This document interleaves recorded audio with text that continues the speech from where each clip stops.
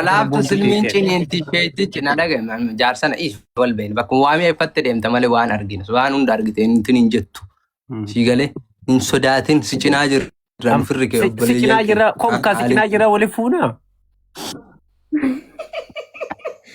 atta si cinaa jirra maal inni mana ijaarsa manaatti na gargaarta si cinaa jirra maal rakka qaban maal na cinaa jirta maal atta utuwaan jiru dhaalu eddamoo utuwaan jiru dhaalu eddaa qoo si cinaa jirra maal inni akkas jechuu miti ispoortii hojjechiif waan barbaachisu hunda si qarqaarraa bakka waan allaa dalla ndee buleeyyani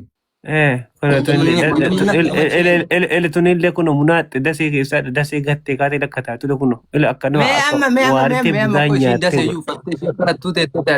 jaarsan fayyaa teetifillee jiruu teetifillee ilmaan teetifillee fuuldura keetifis silaa wayyaa garma wayyaa gori.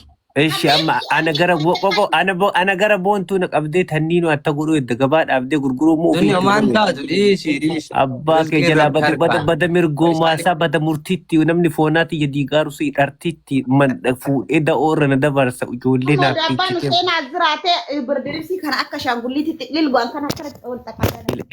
garagaltee adda silkattiilleen kunno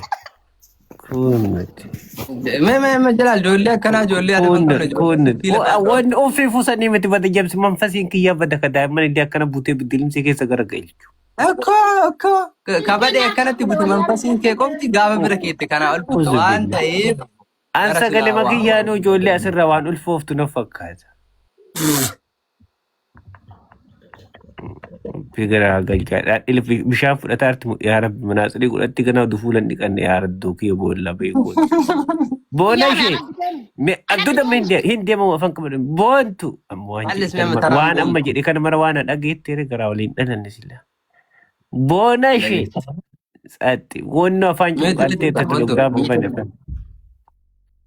Atta jirta.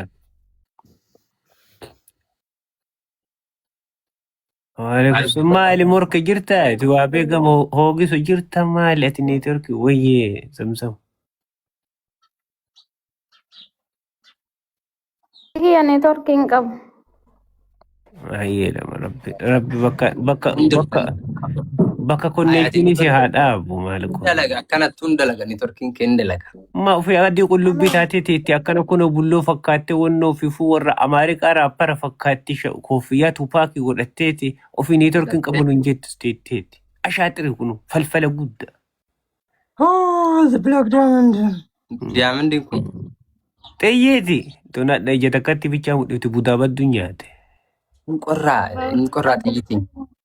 Xiyyoo. Abbaa Hussein asbahaal din Abbaa Hussein. Yaaddee jirtaa gin gizee qorraa gizee akkana ijoolleen shamarran. Qumaxaafu abbaa dalagaa gadi baanee gallu gara keenya kana fa baradoon jilba nama gaa qumaxaallee karamarraa wanni badde habadu konkaa waggaa dhibba jiraata maaf daladda fuudhi duuflolu mana gaa. Kootu kaafu baraana bichaa jira. Ati maal hojjettu? Jaarsa dura jiru jaarsa abbaan biyyaa keessa jiru ana maalidha? Ndi ammaali? Maaliif naan jettu? Ana maasiin jedha waan kan keerra maal qaba gurbattiintu gurbattiintu adda maaliif akka nama waa walirraa qabu na zoorsifte akka jaarsolee dhuddee walii kaate. Maana zoorta koye. Ani kaleessa sardhas boruuf iftaan an dhugaa jedhaa jira baasee.